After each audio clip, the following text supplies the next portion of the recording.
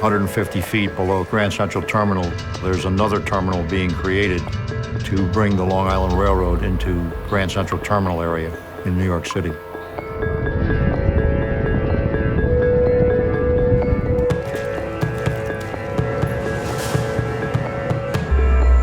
I've been working underground since 1966, 40 some odd years.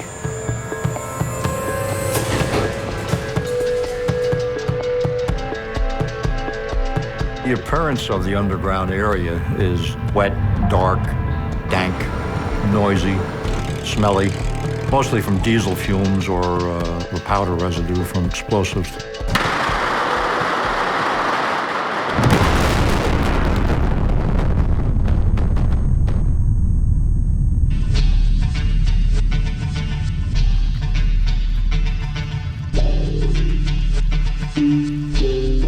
The dangers that everybody deals with underground are, first of all, collapse.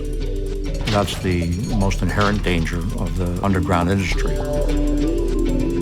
As rock stands for a period of time, it tends to relax, and it tends to get loose, and it tends to fall out. It has to be watched constantly. It's not a good environment to be lax. You have to be on your toes all the time, and you have to be well aware of what's going on around you and what the people are doing next to you and what you're doing next to them. You're dealing with people who you're depending on and who are depending on you, and that gives the sense of satisfaction and camaraderie that typical day-to-day office jobs don't have.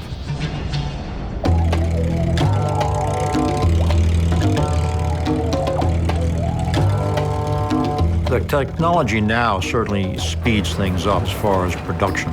Back 40 years ago, equipment was more primitive, and probably 400 years ago was even more primitive than that when they did tunnels. And if you go all the way back to the Romans, when they did tunnels, they just heated the rock and threw water on it and fractured it. So tunneling isn't a new experience. It's been around for a long time.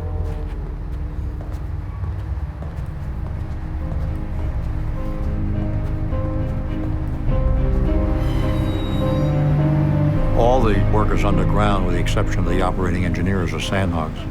Whatever goes on underground, the sandhogs do it. Even if you're not a rough, tough person, you have to become that way, or at least become steeled to the fact that everybody around you is. And you may not want to be, but if you want to work there, you have to kind of fit in. They have to be rough and tough. They have to be gruff. They have to work hard.